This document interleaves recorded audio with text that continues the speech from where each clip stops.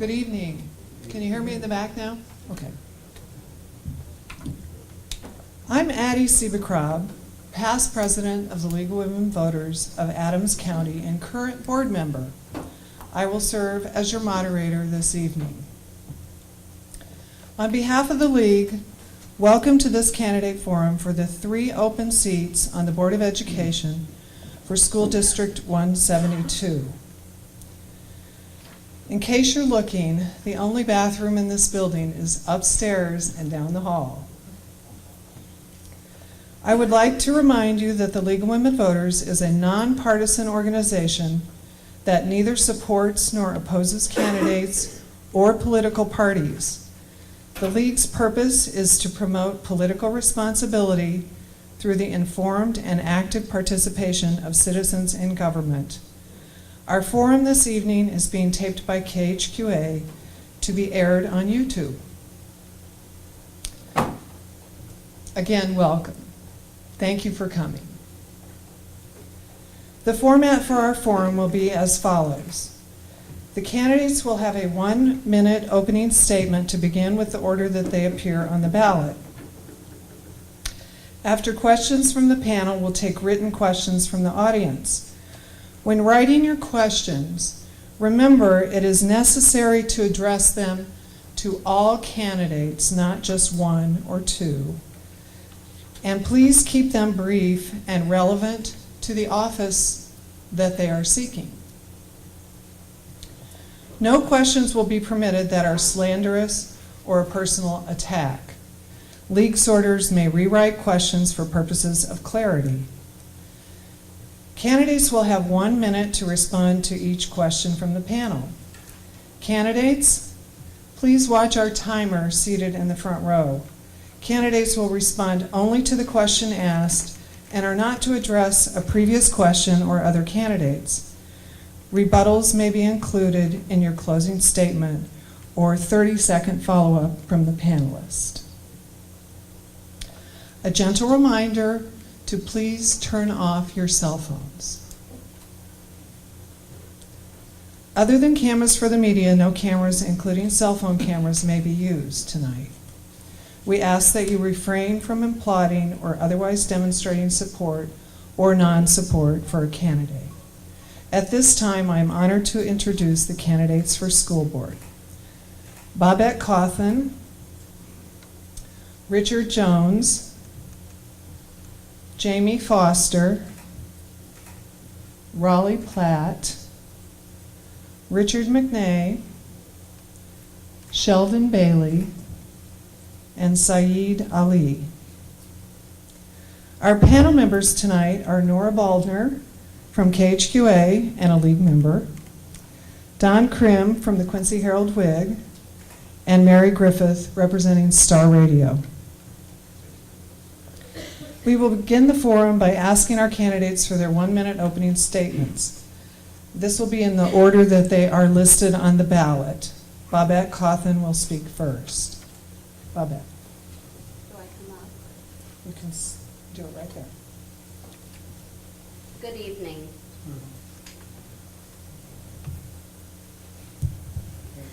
Good evening, and thank you for the opportunity to speak tonight.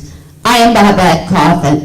As a parent of a junior high student, I am personally invested and committed to making a difference. How do we provide a better education for our children? Direction.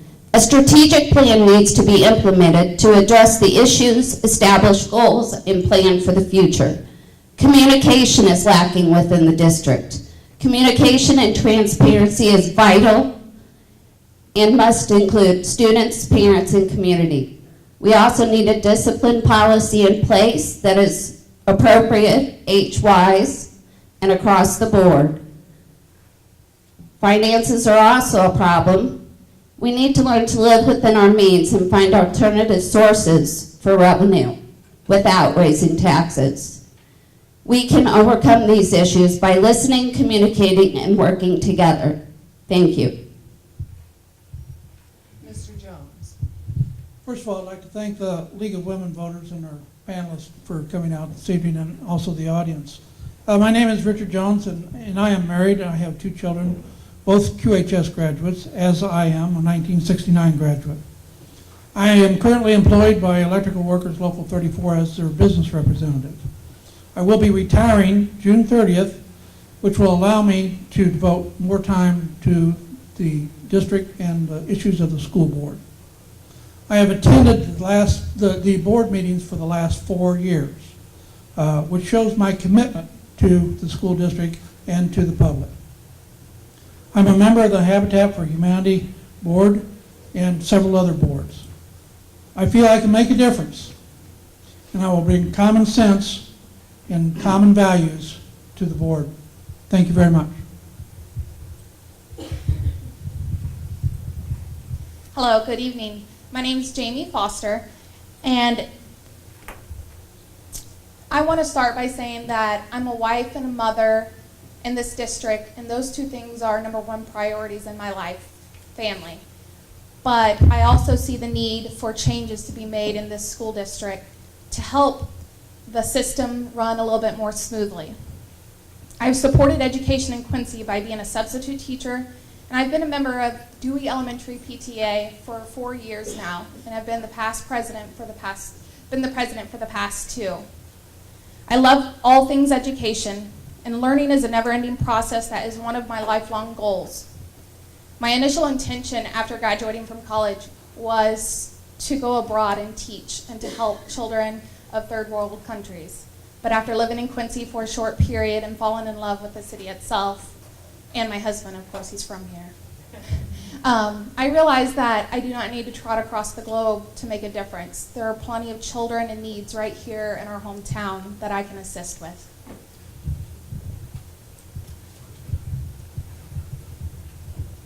Up to Mr. Platt.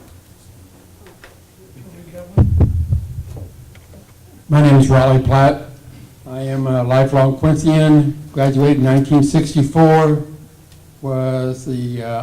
First of all, as my wife informed me, I gotta make sure I do certain things right. Need to thank the League of Women of the Voters, the panel, and you as people coming here to listen tonight, because what is really important about the education of students in Quincy is that the community, their voice is heard and understood, and we do the needs and reach the quality things that will allow our students to become lifelong learners and productive members, not only of our society in Quincy, but our country. Thank you. Good evening. My name is Richard McNay. I too am a lifelong Quincyan. I'm a 1972 graduate of QHS. I attended Bailey Technical School after graduation, and then I attended SIU for 1.5 years. I'm currently the president of McNay Truck Line. I started managing my own business at the age of 21. I've been in business for 37 years now. I've served on several boards during the past 3 decades: Cornerstone Foundation, the YMCA, the Chamber of Commerce, Quincy Community Foundation, and I'm currently on the Sunset Home Board. I'm past campaign chairman for the United Way, the Salvation Tree of Lights campaign, and the SAMI Fund. Why am I running? I truly believe that businesses that depend on the Quincy community for their workforce and their customer base have a civic duty to give back to their community, and this is my way of giving back. Thank you.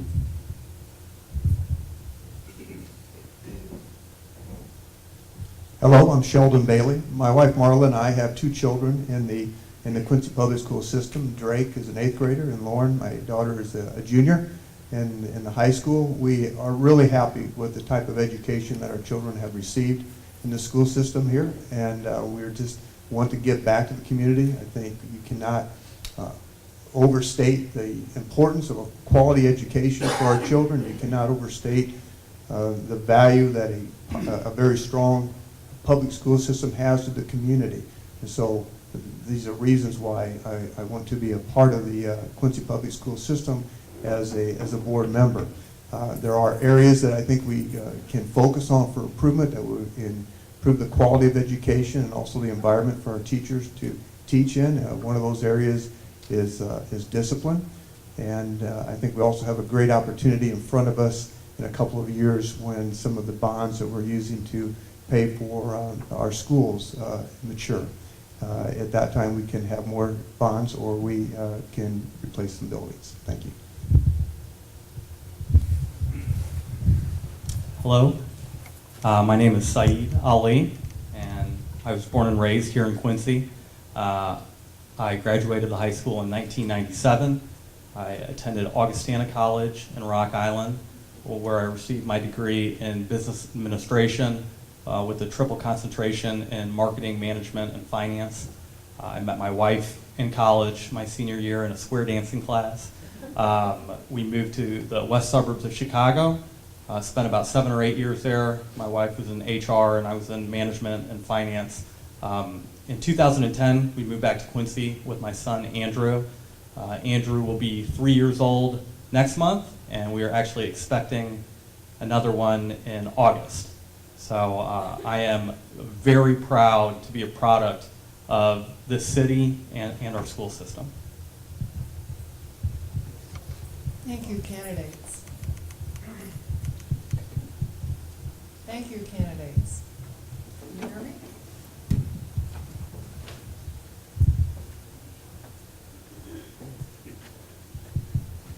Thank you, candidates. Now it's time for our panelists to ask their questions. We'll begin with Nora Baldner. Your question goes first to Mr. Jones. Thank you so much for being here, everyone. It does show your interest in the community, so we appreciate that. And thank you to the League for hosting this event tonight. Can you please give one example from your current profession where you were met with both financial and philosophical roadblocks at almost every turn, yet you were able to think outside of the box? What did you do, and what did you learn from it, and how could you apply that to being a school board member? That's a lot. Well, I'm not even sure I can provide an example of financial and all that. But I can tell you what I would do. My current employment, we have to negotiate contracts. I also have to provide for the membership. So I get both sides of the story. At the end of the day, what is most important for all of us is the fact that we do what's best for the industry. And that's what I think has to be done at the school district also. You have to do what's best for the children. It's not about me, it's not about the board, it's about the children and what can be done for them. So as a representative on the school board, that would be where I would focus the most. And I don't know whether that, the phrase outside the box is used an awful lot. I'm not sure that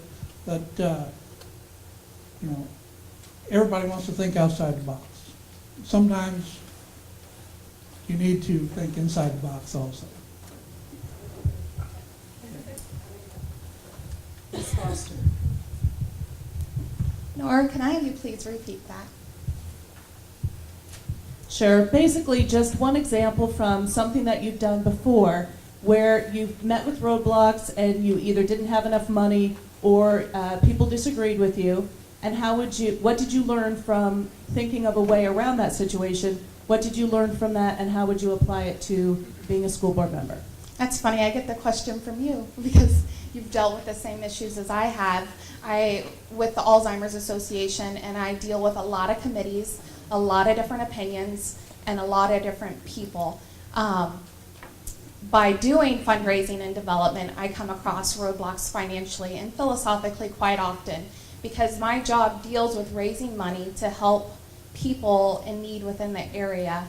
And just like with the school system, I need to be able to resolve things smoothly, communicate well with the different board members, different community members, and be able to make the right choices that will benefit the situation at hand.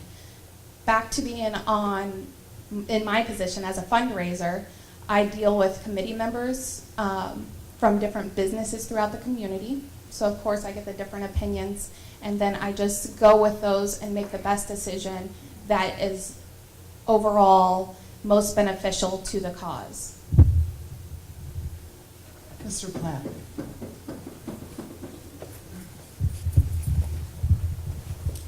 Probably the The answer to the question for me is I had 4 children. Those 4 children all at one time were in college. My wife went back to college, and the cost of education, the looking at ways that we can gather scholarships, looking at ways that we can work part-time at school. These are all things that we have to adjust. In looking at what goes on in the school district, we have to go back to the community, look at the community and what the community is saying that they would like to have happen, and find ways to have that happen by direct communication and by saying to individuals, we have to think outside the box. It's not always about taxes. Mr. McNay. Thank you. I think I'll use a business experience that I had back in 1982 at the age of 28. There was a large coal haul contract that I was bidding on, and I needed $1 million at the age of 28. And at that time, too, interest rates were 18.5% floating. So in order to present a plan to the bank to obtain the money, I had to forecast out the cost. I had to design the haul, had to buy the equipment, and in the end, Mr. Ganuzzi with First Bankers Trust went to bank for me, thank God, and I'll always be grateful for him for that, and it worked out. But I mean, that was pretty challenging for a 28-year-old kid, so thank you. Mr. Platt. I'm sorry, Mr. Bailey. Thank you for the question. I've been a manager for ADM for 28 years. In those 28 years, I've never had an opportunity where I didn't have limited funds. So that's always the case where you have opportunities, but you have a minimum amount of funds to deal with. And I've never known a situation where that wasn't the case. Philosophical differences, those come up as well. But what I've learned is you can have a philosophical difference with someone, and if you present your case and you present it in a way that it makes sense, that you can support the evidence that you have, people are usually persuaded by evidence, by facts, and by really a commitment that you're going to move forward and do what you have said that you're going to do. So these things that I have learned, and I learn nearly every day in the business world, will absolutely apply to the board and the decisions that I make on the board. Thank you. Mr. Ali.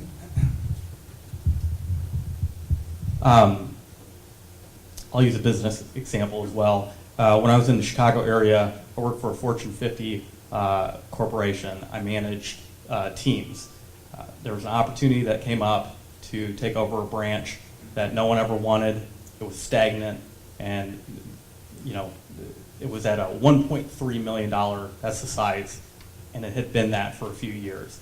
Identified opportunity around the area, and I jumped all over it. Within 12 months, we were at $18.6 million, and I didn't cut anyone, I didn't hire anyone, I didn't think outside the box.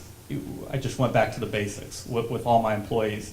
Mutual respect, accountability, taking responsibility for your actions, and I would go to bat for my employees, they would go to bat for me, and I think that the higher-ups respected that as well. They don't like excuses, and they like results. So I would say that's my best example. Ms. Coffin. In my profession in real estate, I would like to say that negotiation is a daily thing with multiple people, and there's always a buyer that does not have the funds to purchase a property, and sometimes they need help with credit assistance to maybe purchase a home down the road. So I will work with lenders and different people. It is all about negotiation, listening, and communicating, not just with your buyer, but with your fellow associates in the industry. And this also relates to the school. We need to all communicate and work together. Through communication and listening, we can overcome a lot of the problems facing our school district. We do need to think outside the box. We don't just need to raise taxes. That's not what it's all about. There are other ways to come up with funding, possibly by gaining trust. By gaining the trust of the community back, we can ask for more corporate sponsorships. Thank you. Thank you. Mr. Krim, your question goes first to Mrs. Foster. Good evening. The Quincy School District's education fund tax rate of $1.84 is the maximum amount allowed by law without voter-approved increase, but it's among the lowest rates of all districts belonging to the Illinois Large Unit District Association. Under what circumstances, if any, would you consider asking voters to increase the education fund tax rate to a higher level? Ms. Foster. Thank you, Mr. Krim. Being one of the middle class here in Quincy, I understand the property tax rates and the other tax rates that we face in the community. It's quite the discussion in my household. But I think that we need to go back through and reevaluate what our tax system is, where our tax dollars are going, and if they're being spent effectively within our school district. And I do understand that our tax rate is the lowest in comparison to most large unit school districts, and our teacher pay rate is also one of the lowest. So in correlation, that kind of raises a red flag in my eyes of something that we need to change, something we need to reevaluate. Like I said, I'm part of the middle class, and I'm one of the last people who would love to raise taxes, but if it's a need for our children and for our education system, then it may be a need for the community to vote on. Mr. Platt.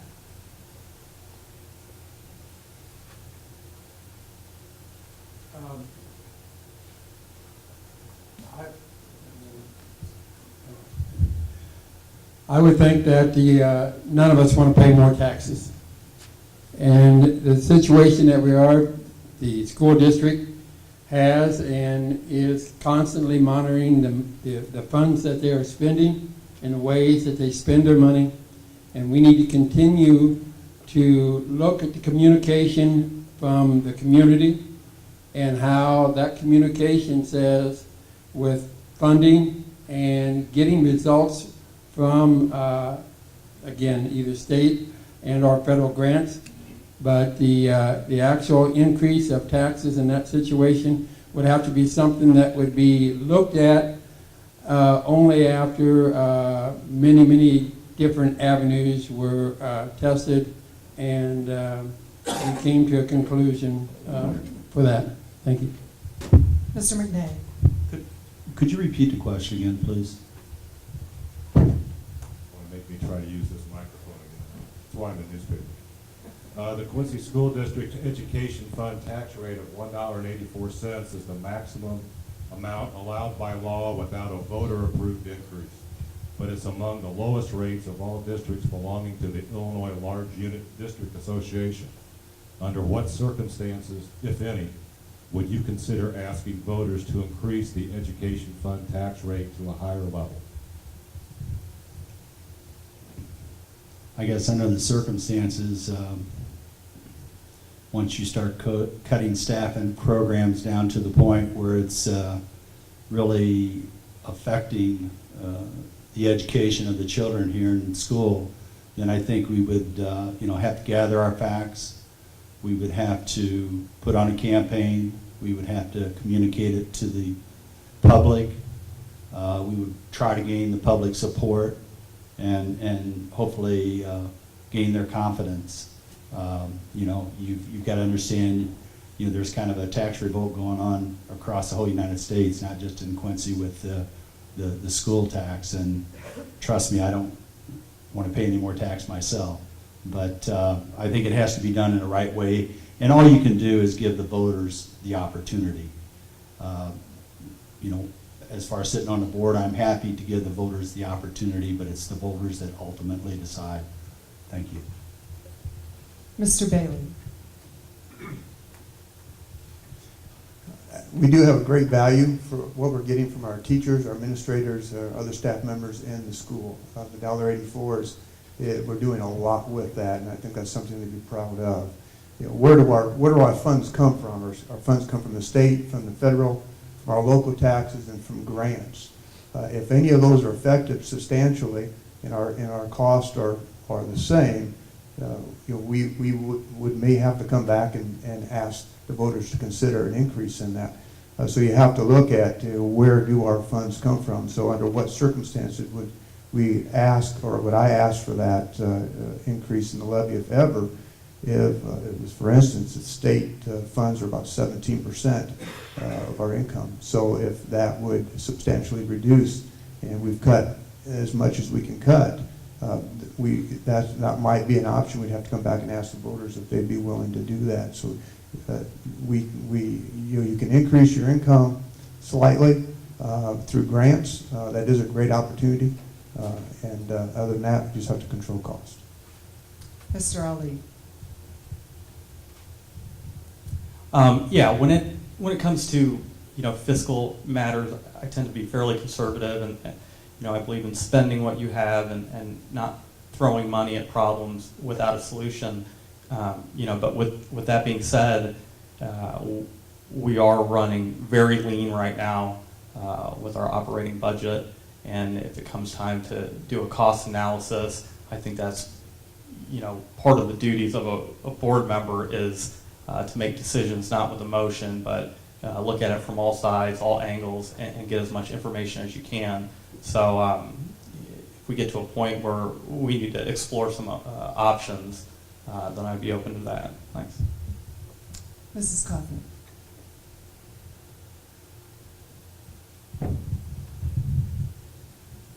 I, like everyone else, would not like to pay more taxes. I know that in 2017, I would be in favor of possibly supporting a no-tax bond issue to address maybe the school buildings, the aging school buildings. The district will have paid off the current bonds against those, and that will free up extra funds that could be used. The only way I would support a tax increase would be if it goes directly to the children for their education. And that would obviously have to be approved by the voters. I believe, yes, we are running on a tight budget, and we need to continue that budget and toe the line. I am also fiscally conservative, and we need to live within our means and only raise taxes as a last resort and as a benefit to the children. Thank you. Mr. Jones? When it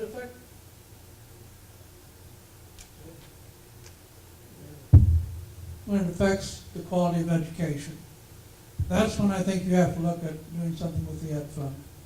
We have several problems today. One is the state government, where we get a lot of our funds, is talking about cutting education budget. Federal government, we get funds there. Education budget, they're talking about cutting or eliminating a lot of things that we do with that money. Grants, I've heard grants mentioned here tonight. Grants are great, except they go away. They're only for a period of time. Once you have a program funded by a grant, that grant goes away, you either have to find a way to fund it, or that program goes away. So we've got a lot of things that we need to look at. I think sometime in the very near future that the school district is going to have to look at increasing that education tax rate. And it may strictly be because of the cuts in the state and federal government programs where we get a lot of our money. Okay, Mrs. Griffith, your question first goes to Mr. Platt. Yes, thank you. Three of you will have a unique opportunity. You're going to be supervising a new employee, the superintendent of schools. You'll also soon be able to pick top-level administrators in our schools as we have this exodus occurring at the moment. So my question to each of you is about the vision that you would set forth. Do you see yourself as The car, the driver, the gasoline, or the insurance agent? Mr. Platt? In the establishment of a new administration for the Quincy Public Schools, the vision that was held or is being held by the new superintendent and the vision that the new board, in conjunction with what the old board has done to further the education of each and every student, I think that at different times we will be each one of those items that you just mentioned. Realistically, for me, I think that the school board itself would be more like the agent, because we need to make sure that we've gathered all the information and are working the best we can to provide a quality education for every student in our district, and that we do that by spending all of the money wisely within the district. Mr. McNay? I'm the gasoline. The superintendent is the driver, the car is the school system, and the insurance agent is the public. They set the rates. So if my superintendent drives the car well, then hopefully we can go to the insurance agent and maybe in a time of need ask for maybe a little more money. But I'm the gasoline, I'm going to have to fire up the superintendent. Thank you. Mr. Bailey? Thank you very much. Yeah, I think the school board would absolutely be the gasoline. The Quincy Public School is the car. The driver should be that superintendent. I'm very excited about the new superintendent that we have coming in. I'm excited about he having the opportunity to put his people in place in the central office so that he can operate a program the way that he sees fit. That's a great opportunity for anybody coming into a new position. The board can provide some philosophical, some guidance, and some vision. And I think that's what the board's about. The board is to say, this is what we really want to have happen long term, 5 years, 10 years down the road. What does Quincy Public School System, what do we want that to look like? What do we want Quincy to look like? And that really does come from the board and working with the superintendent in creating that kind of an atmosphere that goes all the way down through the school system. Mr. Ali? Yeah. Oh, sorry. Gasoline. And also I'd like to say, in my experience with trying to get into corporations and improve or change the dynamic or the environment inside there, it's important, I think, to lead by example for one, and then also, in our situation, I view it as a great opportunity.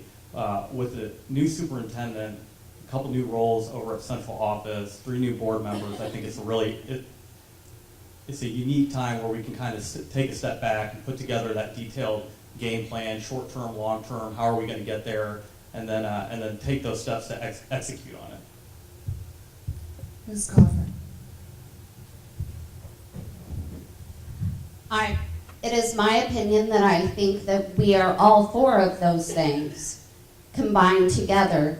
As a school board member, you are going to be wearing many hats, but the most important hat is ensuring the education of our children. So in order to do that, I believe it is imperative that we wear all 4 of those hats. And I agree with everyone else. The time is awesome. We have a great, it's going to be a great thing to have a new superintendent and time for renewal, time to recharge this district and get it on the right path.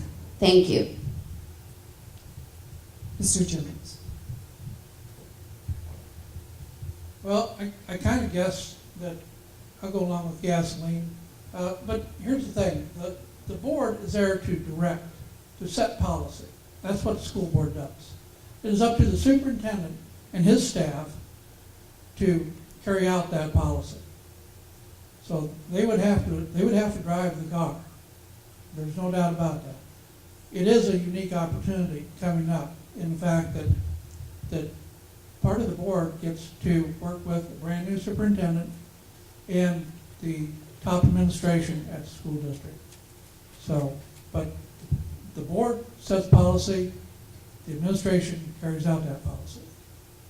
Thank you. Mrs. Foster. Mary, thank you for the unique question. I agree along with everybody else that we would be the gasoline. Just like with any automobile in an allegory here, or if you get watered down gasoline into an engine, it's going to run weakly. But if you get strong premium gasoline, as in your board members, it's going to run strongly and true to path. So if we get the right people on board and staff, administrative, and in the board itself, then we would have strong gasoline to make that school district or that car per se run strongly and smoothly throughout the transition. Okay, Nora, you have another chance. And your first question will go to Mr. McNay. All of you have said that education is number one and you're all focused on the students.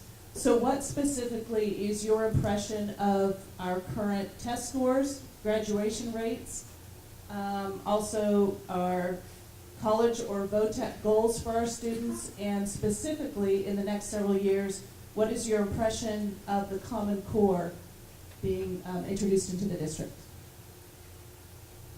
Mr. McNay. I only get 1 minute for that.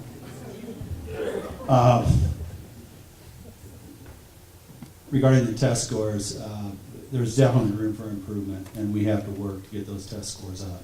And how we're going to do that, I don't know. I'm going to leave it up to the new administrators and the new curriculum directors, but it has to be an effort that goes throughout all the schools from K all the way through 12. Regarding the VOTEC program, you know, I think that's something that needs to be expanded because not every kid's going to go to college.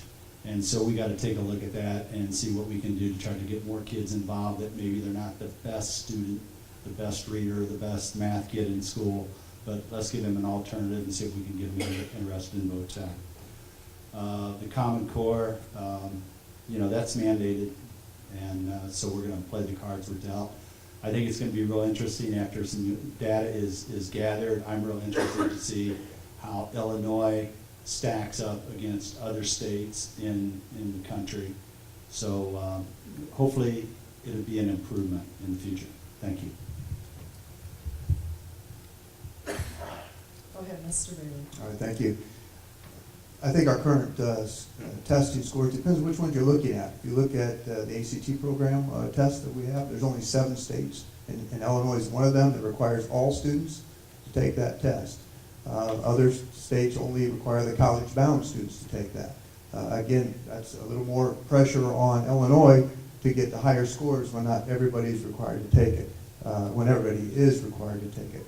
I think when we look at the AP tests that have been taken, and those numbers just came out recently, where the students that took the AP test scored, I believe it was 11% higher than the state average and 17% higher than the international average.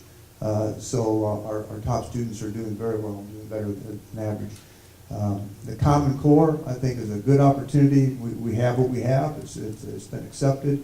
The advantages I see in the Common Core is that it's going to put more rigor early on in the educational process to learn how to think and more than just learning how to learn. Thank you. Mr. Ali. Yeah, with the test scores, I think Sheldon brought up a good point. It depends on what you look at. You know, across the board, yeah, definitely room for improvement.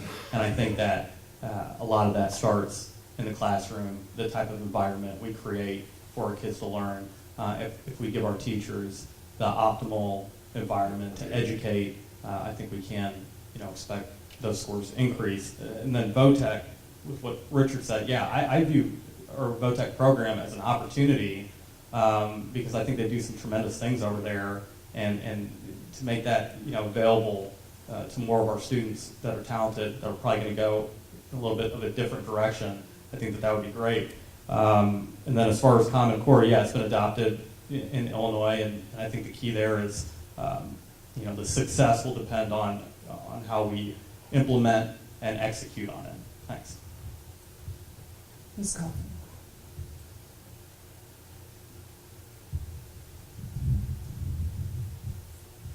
Many of our children are not meeting state standards, and our district is not meeting annual yearly progress in many of our schools. So this is definitely an issue.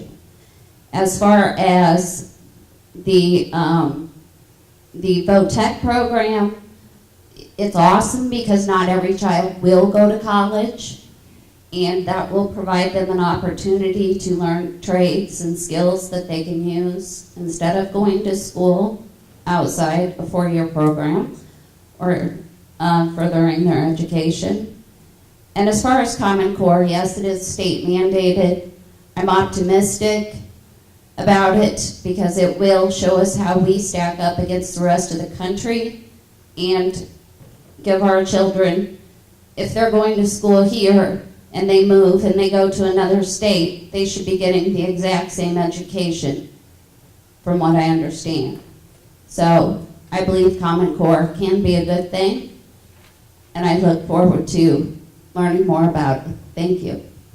Mr. Jones. Would you repeat the question? Sure. Just what is your impression of the curriculum within the public schools in regards to test scores, graduation rates, either college or VOTEC goals for students, and then also what do you think of the Common Core? Okay, as far as test scores go, I agree with everybody else. There's always room for improvement. I think for the most part, we're doing fairly well.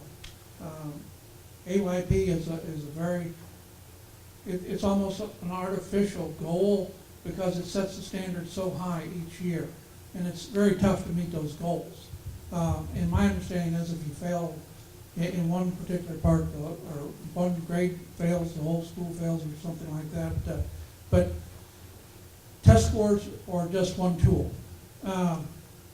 The VOTEC is very important.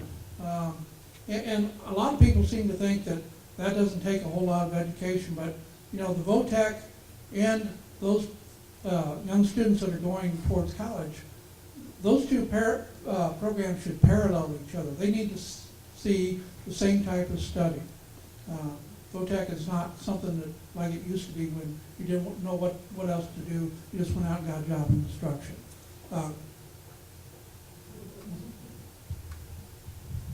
Mrs. Foster. Thank you for the question, Nora.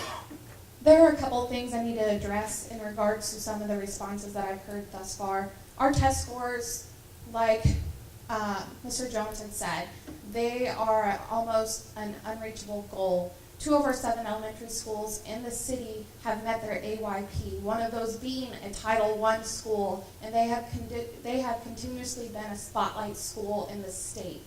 They were one of 3 Title I schools in the state this last year to make that goal. So we need to look at what's working well at that school and transfer it to the others. But like he had said, it's almost an unreachable goal. The Common Core, it is something great that we all should become more educated upon. It's something that's going to teach our children to be better analytical thinkers inside the classroom and outside in regular life activities. And that also will lead into more children seeking out the vocational technical center or college-bound activities also. So the Common Core, college, vocational center, and our test scores are actually all on the positive track in Quincy Public Schools. They're not negatively affected by the communication that we see in the papers. Okay, Mr. Platt. Common Core is a state adopted program right now, and that is one of the things that we will live with. And it will judge how the test scores are. The test scores that we had before this year. When the new Common Core comes in, and with the standards that are set by the Common Core, will that's what we'll judge or what we need to make our adjustments in scoring. We need to have a very definite starting point. And from that starting point, we will educate our kids, whether we educate them to go on to college or go on to a vocational training. The vocational program at Quincy High School, in most areas of the state, if you went to those areas, you'd find them in a junior college, not in a high school.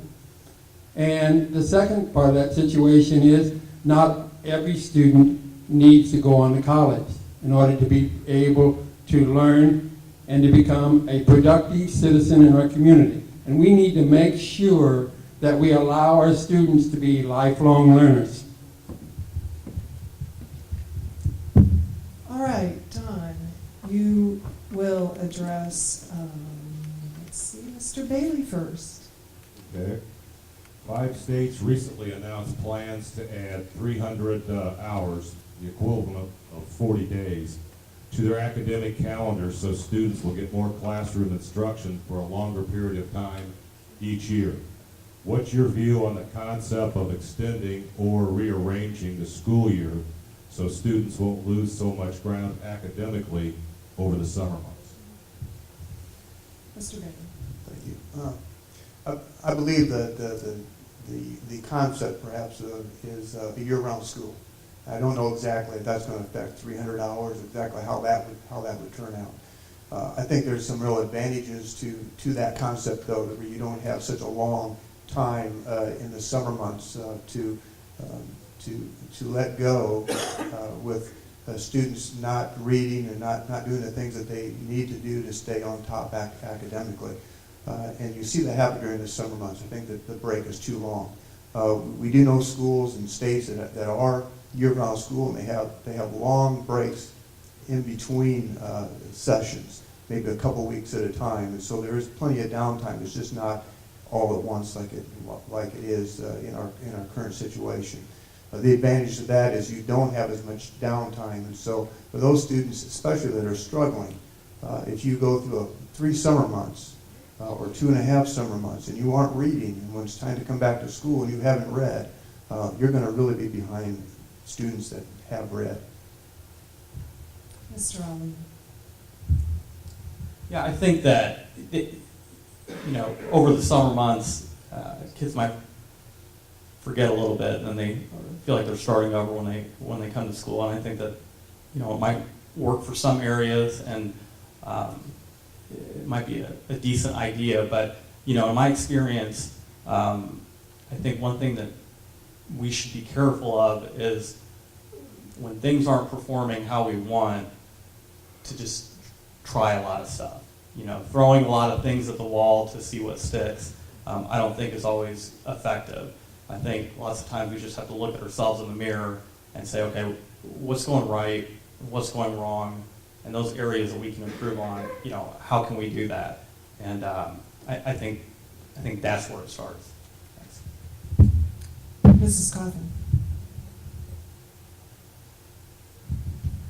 I know there would be a lot of unhappy children out there, but I support possibly going to the extra 40 hours or 40 days of education. I do believe, however, we should focus on what is going on right now and get ourselves in line and in shape and move forward. Currently, getting ourselves and our school board back on, our schools back on track before we, proceed to put another 40 days on them and take away their vacation. So, thank you. Mr. Jones. The idea has been kicked around many, many times.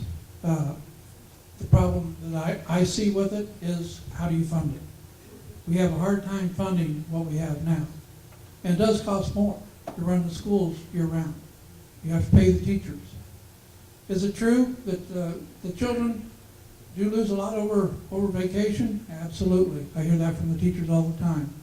Hopefully, part of the Common Core is to make this so that the children actually understand what they are learning. hopefully that may translate into less remedial when you come back from vacation. So, but the biggest problem I see and the biggest challenge right now is financial. How do you pay for it? Ms. Foster. With the financial question aside, I think that the 300 hours or equivalent to 40 days would be a wonderful concept for Quincy Public Schools. If we look at the statistical data, 4 of our 7 elementary schools are Title I or low-income families. Baldwin is at that rate, and it goes on to upper levels as those children progress through the school system. So by extending our school year, you're going to reach out to those children who may not necessarily get that functional learning at home through the summer. It won't always be just learning, but it'll be more emotional stability. It'll be more structure in their lives. It'll be more continuity. So I think, depending on what our system is facing right now with the poverty rate, that extending the school year would be a wonderful thing for the education of the children that we deal with directly. Mr. Platt.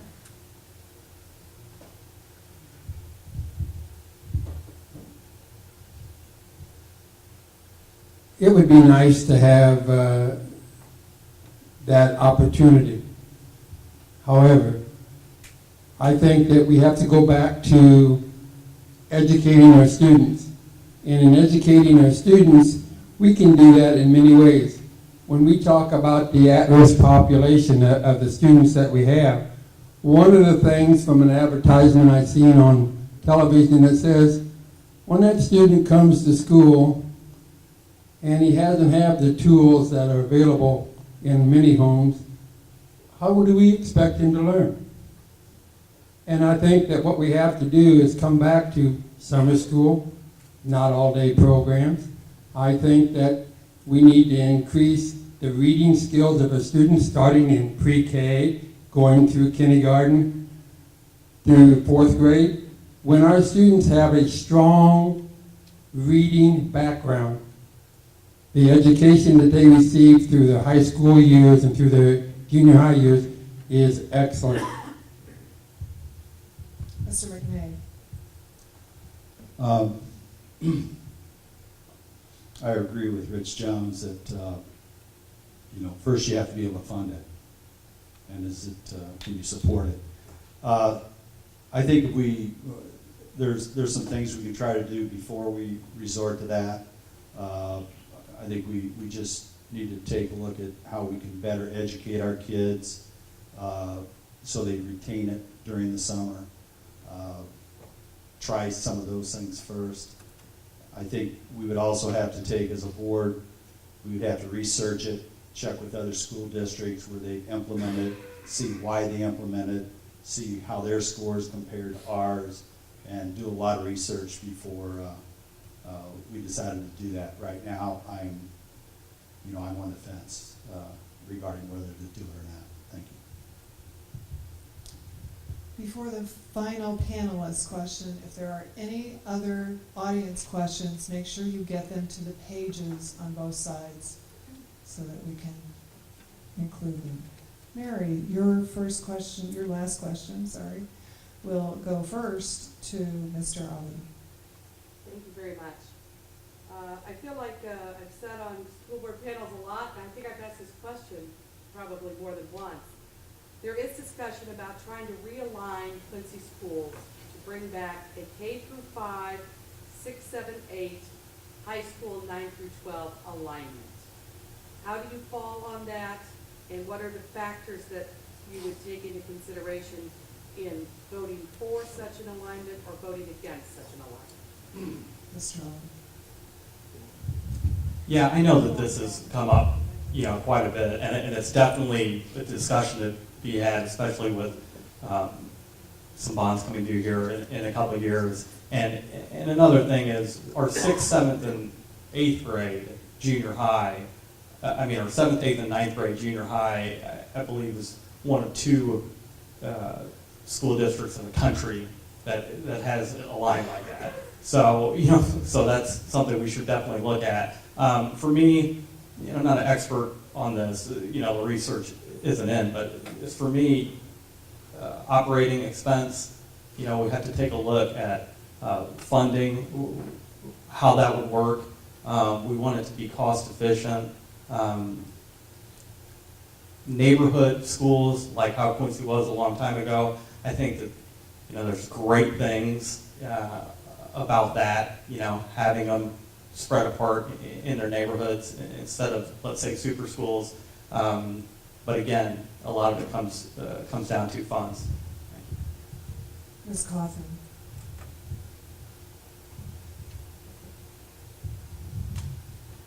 I believe that I would have to agree that we do need to redistrict.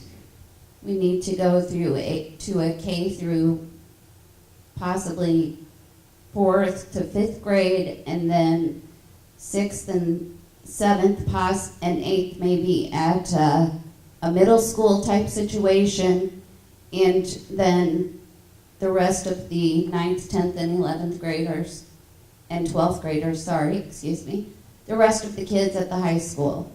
The 9th graders should definitely be involved with the high school activities. They're considered freshmen and they're stuck at junior high. It just seems very unfair.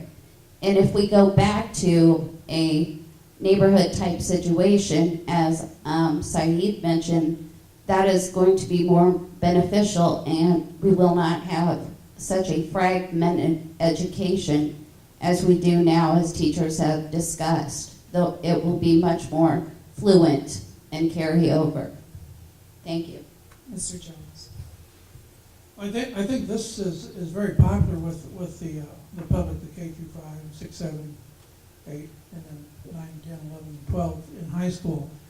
And the first thing I would like to say is I think they did a wonderful thing 2 years ago when they moved the 9th grade up to its own floor on the 4th floor of the junior high. I think that has made a big positive. Would I be in favor of it? I think so. If it was feasible, I mean, there would have to be obviously some financial problems looked at. You have to change bus routes. There's a lot of things that have to be done, but I think in the long run, I think I would support something like this. Ms. Foster. Thank you for the question. I think this would be a wonderful plan to implement. My husband's probably sitting back there laughing at me right now, but our daughter is going to be starting at Baldwin next year, and I'm scared to death. So, and I know there's a lot of parents in the community that does make them nervous, and I know that I'm one of them, but we also need to look at what the restructure is going to do for the children and for the class sizes and the teachers' resources. I would support having the neighborhood elementary schools like it was in the early 80s, and making it where it is junior high and then high school, because it's hard enough going into a high school as a freshman, but to come into it as a sophomore with other people who are already strongly established together, that's a little demeaning and hard for some to do. So I think restructuring and looking at the feasibility of what we can do to make those neighborhood schools a reality, that would be a wonderful aspect for the community itself. Mr. Platt. It would be wonderful to have only 2 transitions rather than 3. However, again, the financial part of that situation about whether or not the high school would be big enough to house all 4 grades. Then what would you do to establish I'm a product of Quincy, as I said earlier, of being a lifelong Quincyan. I grew up in a neighborhood school, only it was through 6th grade at that time. And it just changed actually the year I was in 6th grade from 8th grade to 6th grade. So that really dates me. But the bottom line of the situation is it'd be wonderful to have K-5 buildings. But the bottom line again is whether or not financially this district can withstand the move to do that. If it can, then I'd be all for that. But it has been at least talked about many different times, and many different studies have been done, and at least everything that I remember, it was something that was not feasible financially. Mr. McNay? I think I would be in favor of reestablishing the K through 5 schools. I think it would build a lot of support. There again, you had the funding question. I think that the new board needs to kind of develop a long-range plan on what they're going to do with their buildings and how they're going to realign them, if they are going to realign them in the future. You know, many of our schools are 80, 90 years old. They're out of date. They're overcrowded. And so that'll be a challenge for the new board. Mr. Bailey? Well, what's left to add? I think we all agree that there's a great opportunity here to realign our schools, and you can cut that pie in a lot of different ways. But probably it's going to come down to K through 5, 6 through 8, and 9 through 12. I had somebody tell me this recently: think with your head, not with your heart. In this matter, I'm a big fan of our music program, and it is such a good program because of the 4, 5, and 6. You know, in 4th grade is when you start playing an instrument, and that's going to be affected by this redistricting. If you wouldn't be able to put music teachers in all those different schools, so that comes into play when you try to make these difficult decisions. But I think fiscally, it's probably the right decision to make. Okay, thank you, candidates. It's time to move to audience questions. The candidates will have 1 minute to answer these questions, and we'll begin with Ms. Coffin. Do you think the working cash bond issued in 2012 was a successful action, and why or why not? No, I do not believe that this working cash bond issue was successful. We borrowed $6.2 million, and we only needed $2.2 million. So we now have $4.2 million sitting there in a fund, and we didn't need it at the time. So I feel maybe the public was misled, and I don't approve of those kind of things happening, period. Mr. Jones?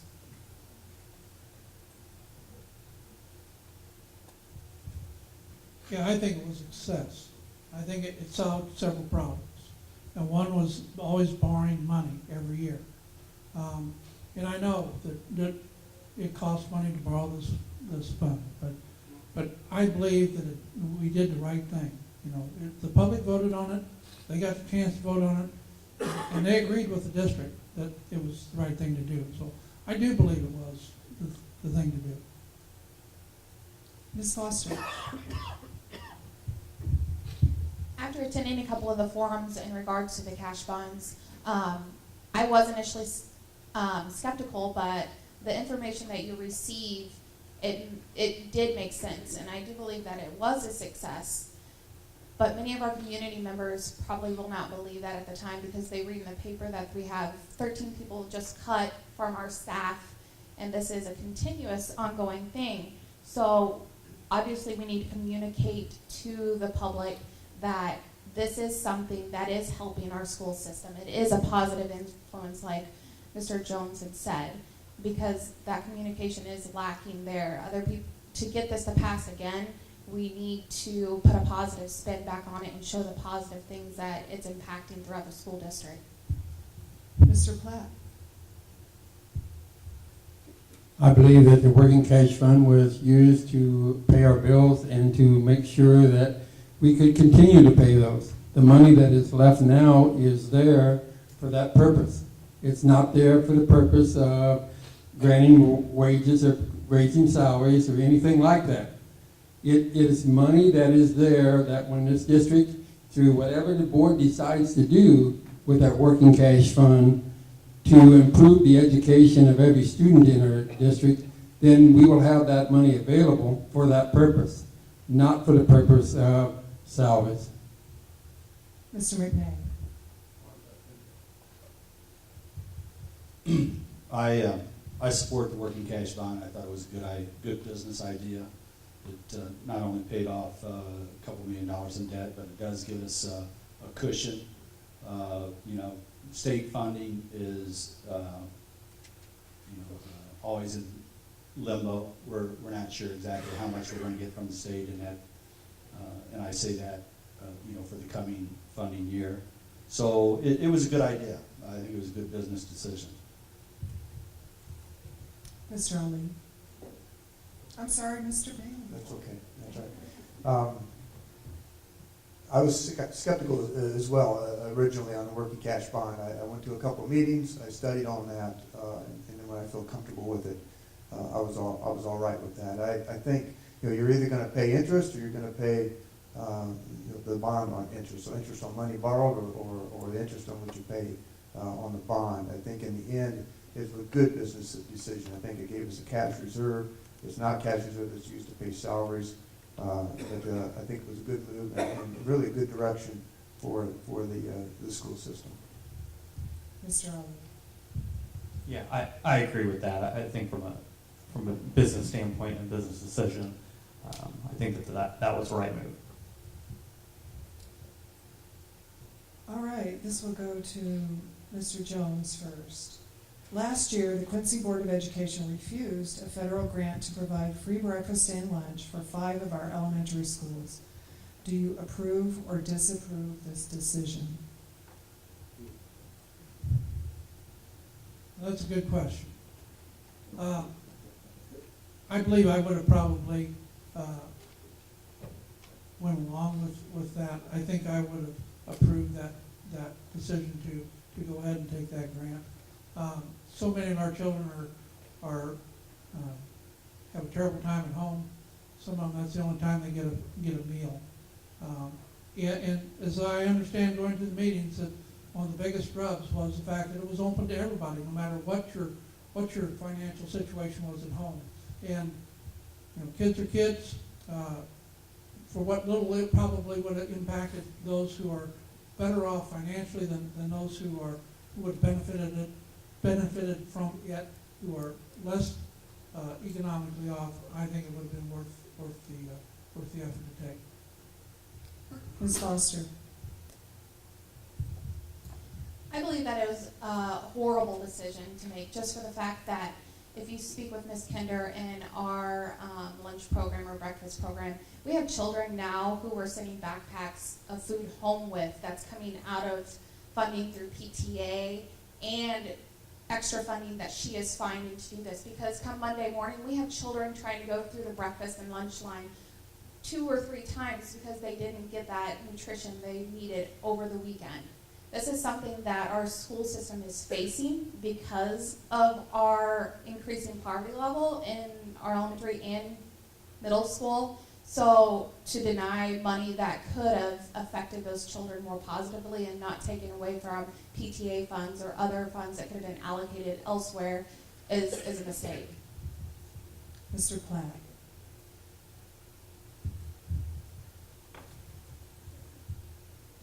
I guess one of the questions that I would have with not funding that or not allowing that to happen would be, what's wrong with kids eating? I think that they would have an opportunity. We would have to have found out what it would cost, because there would probably have to be some cost to us as a district. But the funding of that, I would be all for economically disadvantaged youth in Quincy to be able to have a hot meal every day in the summer without any trouble. Mr. McNay. I apologize. I don't know the pros and cons of this issue, and I can't answer the question. Mr. Bailey. As I said in one of the other questions, there's only 4 ways that we get income into the school system. One is through the state, the other is through federal, the other is through local taxes, and the other is through grants.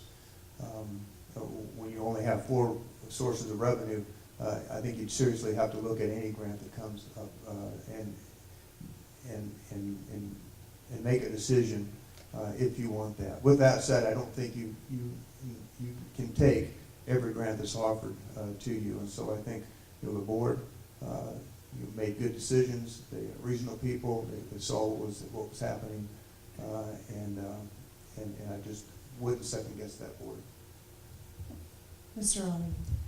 Yeah, and with this issue, I guess I'm not educated enough on exactly how it played out. I do agree with some of the other candidates on, even though I'm trying to be very conservative fiscally, I usually look at situations where people make decisions, and that's why they're in certain situations. With children, it's different, and for kids to be at school and not have a meal all day long throughout the weekend, that's a tough decision, and that's something that we would want to look into.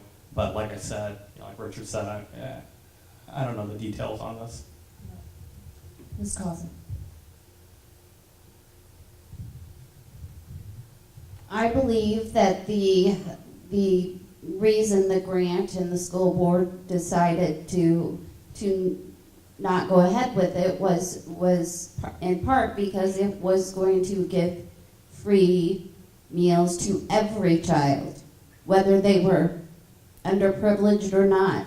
I do not want any child to go hungry, but if someone is able to pay for a meal and they are making a ton of money, which most of us aren't, but there are some, I don't feel like those people deserve to have their child get a free meal on the government's dime. Sorry. Thank you. Okay, this next question will go first to Ms. Foster. Do you feel extracurricular activities should lose funding to help balance the budget? Financially speaking, if we were to cut other areas in lieu of extracurriculars, I think that they should be one of the things that should go. As I had stated before, you should look at those and see which ones are more economically responsible and more productive for our student body, and then establish which ones are most needed and which ones are most effective. I think staff and resources, and of course anything that has to deal with education and learning, first and foremost, should not be cut before those extracurriculars. So it comes into effect of what other aspects are looking to be cut along with those activities, organizations, or clubs. Mr. Platt.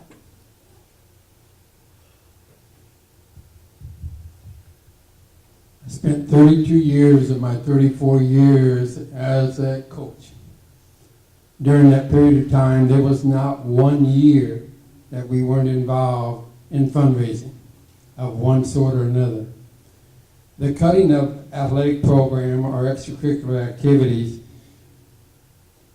would have to be, to my estimation, a last-ditch resort to save the educational process. There are so many things that happen educationally in a team sport, or in a music activity, or in a play that is put on, or there is so much that we need to ensure that we continue, and part of the education process of our kids is that they have an opportunity to do something that they look at as being fun, not always something that is academically. Mr. McNay. Could you repeat the question, please? Do you feel extracurricular activities should lose funding to help balance the budget?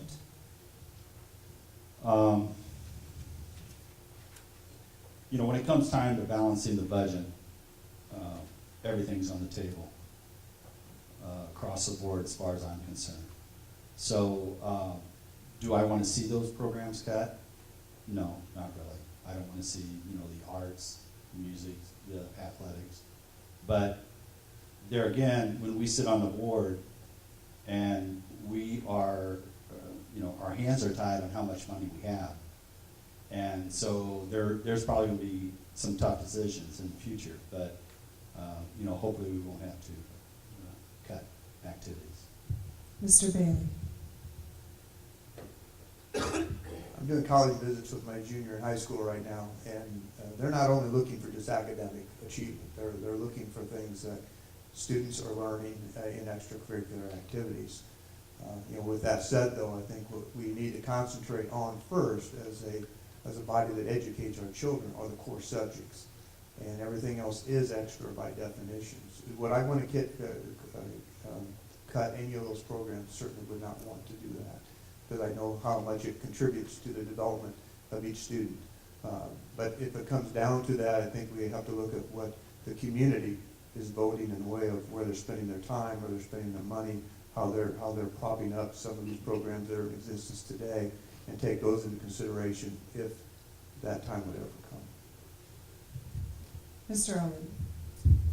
Yeah, I mean, it would be our role to explore all options, if that came up. But, with that being said, extracurriculars, if we're really serious about putting our children in a situation to succeed after high school, I think we should really try to do everything we can to make sure that those extracurriculars aren't touched. The things that you learn from these extracurriculars, and whether it's student government or sports or playing an instrument, debate team, whatever it is, those discipline, the work ethic, being able to work with teams, constructive criticism, accountability, all those things, those are hard to teach in other venues, but you automatically get it when you're involved in some of these other programs. And more importantly to me is you work really hard and you don't always win. You learn how to deal with failure. You learn how to learn from your mistakes.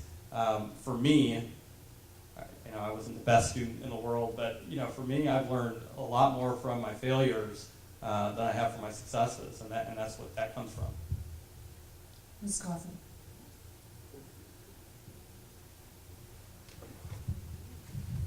It is a proven fact that children involved in extracurricular activities perform better academically.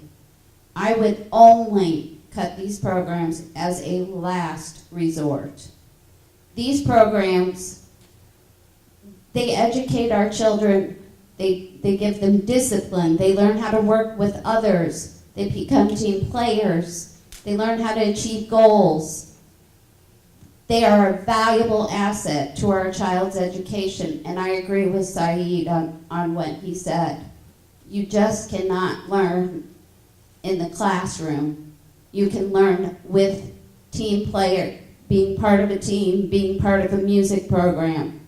And I am a proud product of that, and so are my two children. And they've both learned extremely well by being part of those extracurricular music activities and organizations. Thank you. Okay, this question will go first to, I'm sorry, Mr. Jones. No, go right ahead. Thank you. Extracurricular activities, I think everything has to be on the table when you look at the budget. No, I agree with a lot of what's been said here already. The big thing is, I think where I differ, is if you're going to cut one extracurricular activity, you should cut them all. Because that music program, or that fine arts program, or that football or basketball player, those are all very important to them. Each one of those programs is important to those children. How can you say that one is more important than the other? I don't believe you can. I think you would have to cut everything. The second thing is, I'm not sure how much money you would save. You don't have that much in salaries, and I'm not sure that it would really be feasible to really help you balance the budget. A lot of these programs are supported by fundraisers, by booster clubs. And, I hated to see the rifle team cut. I think we should be spending more, trying to get more activities for extracurricular right now, if we could. Thank you. This next one will go first to Mr. Platt. The U.S. ranks second in the world in spending per student behind Luxembourg. However, U.S. students rank 17th in science and 22nd in math. How can the Quincy Public School District get a better result from the taxpayer's dollar? At the last board meeting, there was a discussion held about standards and about how the new core will fit into those standards. The state has adopted that, but one of the things that has been established with that, whether we happen to agree or disagree with that, is that we're now going to be able to be judged not only with other cities or other school districts in the Illinois, but across the country and across the world. And with that in mind, that is where the board then becomes responsible to build or look at the superintendent building how we academically will improve our standards and how we will continue to grow. Mr. McNay. I think that we'll have to work with the new administrator and the two new curriculum directors and maybe, form a panel, a committee, sit down and see what we can do to improve the education system here within our district and raise the test scores. Mr. Bailey. Thank you. I'm around an awful lot of smart kids. And so I have a hard time believing that we're that below the national or the world average. I know those that take the test are skewed. I think not everybody's required in all the countries. But I also know there's ways that we can improve our learning in the school system and by making the environment better. And one of those areas is through a discipline program that makes sure that our kids are respectful to each other, and respectful to their teachers, so that they can concentrate more on learning and less on disruptions. Common Core certainly will help. Common Core standards will put us more on a world view in how we compare to other countries. But I don't want to understate how well a lot of our students are doing today. Mr. Ali. Can you repeat the question? Plenty of success stories, and then yes, there's a lot of room for improvement with regards to our test scores. Common Core is something that's been brought up and something that will be implemented. But really, I think it comes down to the environment in the classrooms, taking ownership with the superintendent, leading from the top. The board, we set an example. So it's the superintendent all the way down to principals, teachers, and that's what the students see. So I think we should really focus on that discipline policy and creating that culture in the classroom where kids can do their best. Thanks. Ms. Cawthon.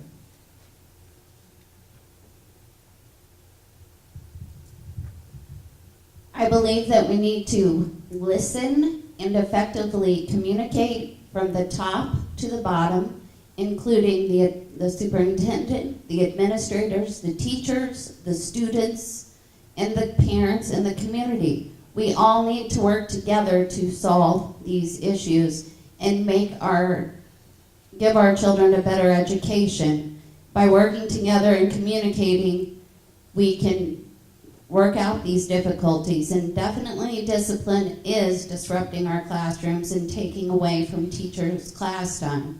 So we do need to implement a better discipline policy, and that will help the teachers have more time to do their jobs. Thank you. Mr. Jones. Well, I have a problem with some of these statistics, because you try and take the statistics and make a blanket statement with it. I think for the most part, Quincy High School, the grade schools, junior high, all do an excellent job. The teachers we have work very hard.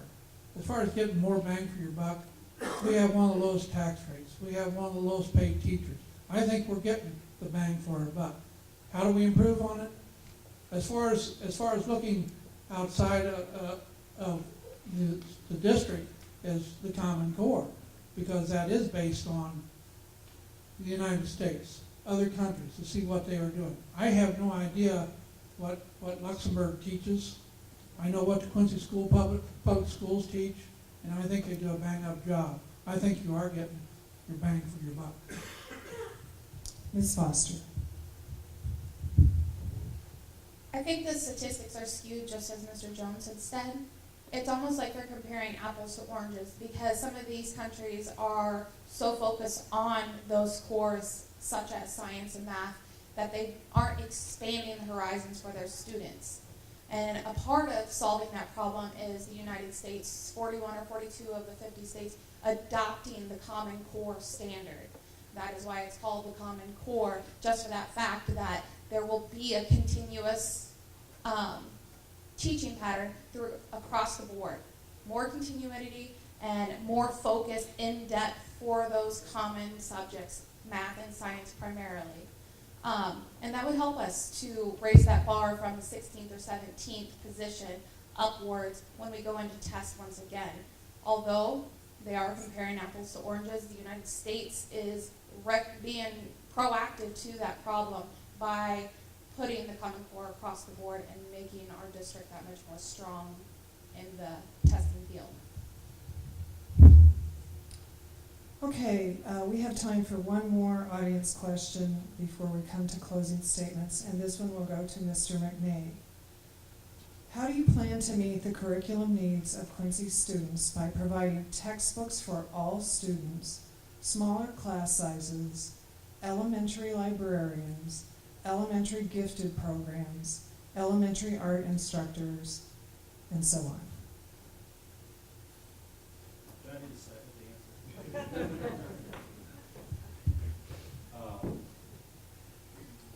I think they're referring to things that are not currently being provided that they feel probably should be provided. How are you going to meet those needs?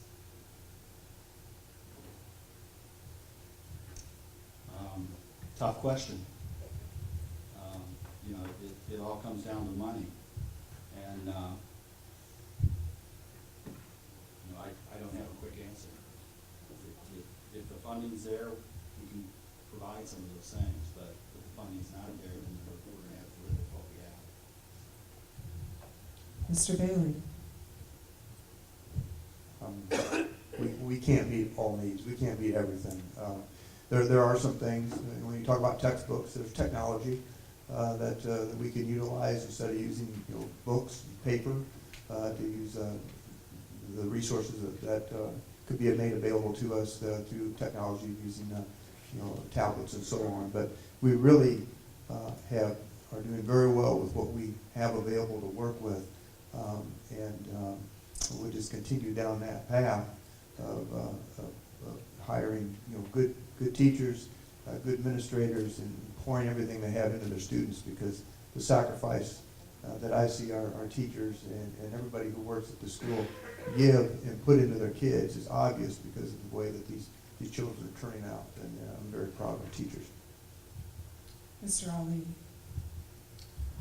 I don't have an answer to solve that problem. I think that if elected, coming onto the board, you try to identify all the issues out there that need to be addressed, and I'm assuming there's a lot of them, and then you can't address everything all at once, so you prioritize what are some of the core issues that we want to deal with, and then we go from there, and I think that's how you make change and you move in a positive direction. Ms. Cawthon. Could you repeat that question? Sure. How do you plan to meet the curriculum needs of Quincy students by providing textbooks for all students, smaller class sizes, elementary librarians, elementary gifted programs, elementary art instructors, and so on? Wow, that's a loaded question. Wow. I would have to say that communication and refocusing on, looking at, if elected to the board, looking if there are ways to to address these needs, these specific needs. I will be willing to look at that and see if I can make a difference in some way. Technology is important, and we do need to get it on board with technology. And NAPI making their wonderful sponsorship is definitely going to be helping, so maybe that will address some of those needs that that apparently are sorely missing. Thank you. Mr. Jones. There's only one way you can address it, and that's money. The class sizes have been increased because the school district has had to cut back on teachers. The librarians were cut in order to balance the budget. So the only way that you can do this is by money. And that's it. You know, that's the short and simple answer. I would like to see the class sizes be smaller. I would like to see more volunteers in the classroom. I would like to see more teachers being able to be hired. I would like to see every child have a textbook. Technology is a great thing, but the school district doesn't have it for everybody. That takes money also. It would be nice if every child had a laptop or a tablet or something that they could use, and I am very appreciative of NAPI's gift to the school district, because I think that puts us on the right track. It's a start. It's not the end. It's just the beginning of what we really need. But the only way you're going to solve those issues is money. Ms. Foster. Oh, how money is the root of all evil. I think we need to look into our community. Right now, we do not have art teachers in our classrooms, but we do take advantage of the Art Mentor program. I'm a volunteer with that program myself, and it's something that we have established in our schools to provide that outlet for our children. By digitalizing textbooks, that's taking care of two problems by providing that technology and updating our textbook resources for each student in classrooms and schools, etc. We do have some dual PE teachers and librarians in some schools, and they do a wonderful job. That goes along with overstaffing and financial constraints there, but at the same time, we're making it work. We're making things available to those students, but we also need to look outside into our community, because we're a rich in culture, and we can provide those outlets for those children by just staying within our community and our means. Mr. Platt. Well, if this was a concern and the city of Quincy or the people in the school district said, these are the things we want, then they would be willing to pay for those. And right now, from the budget cuts and things that have happened, the city of Quincy has said we want our tax dollars spent more wisely than this. And until that changes, then the answer to the question is it won't be done. All right, thank you. We will now begin the closing statements, and we'll go in reverse order from the opening statements, beginning with Mr. Ali. 1 minute each.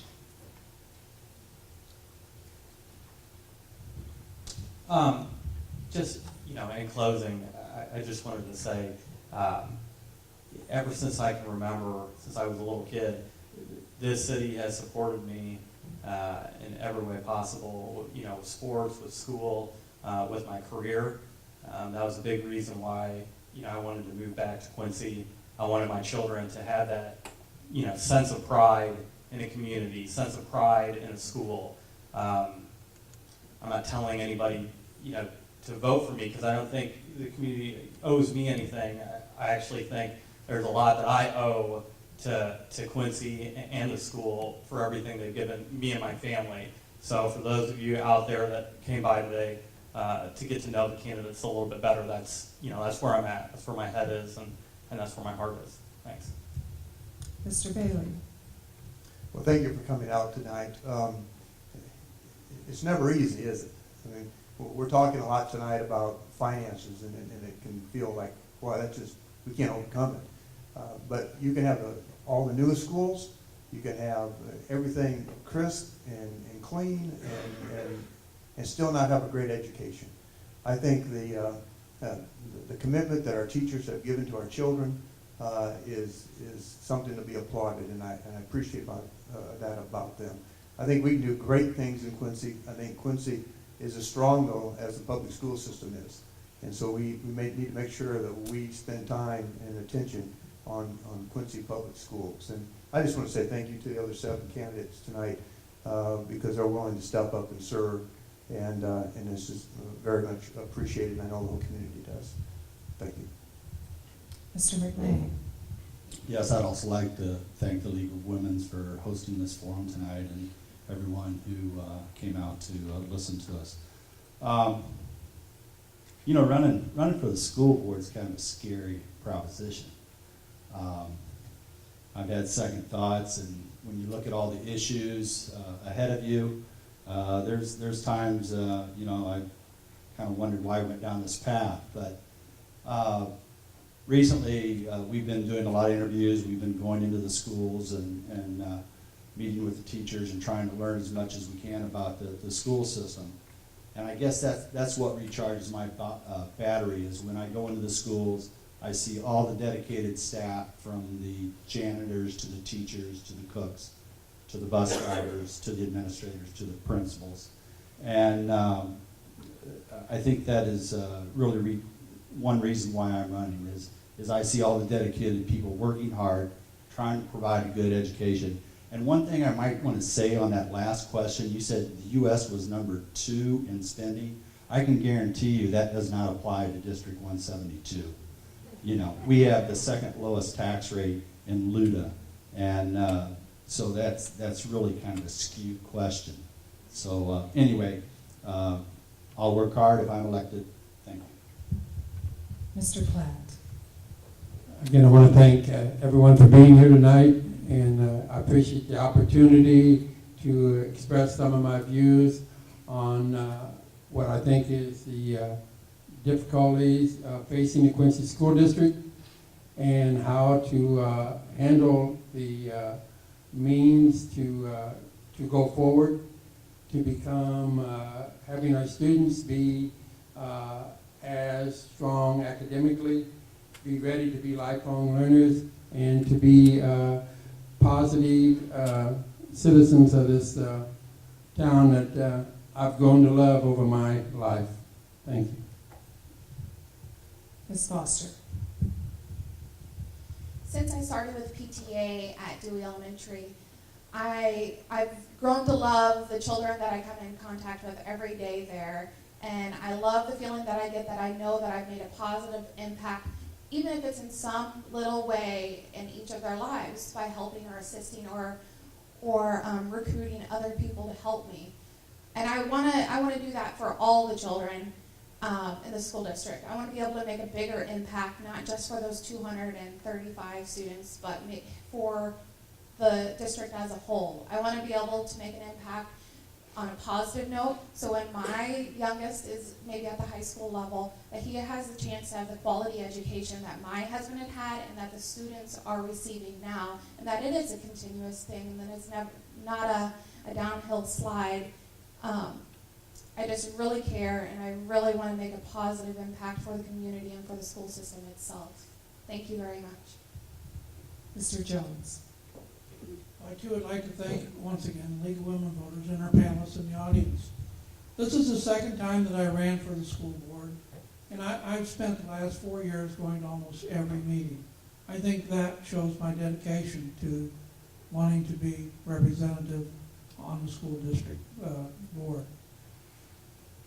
With my retirement, I will be able to spend a lot more time and devote a lot more time to the issues.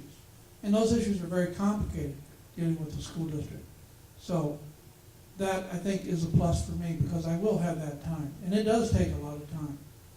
I also want to say that I support the work that's being done at the early childhood.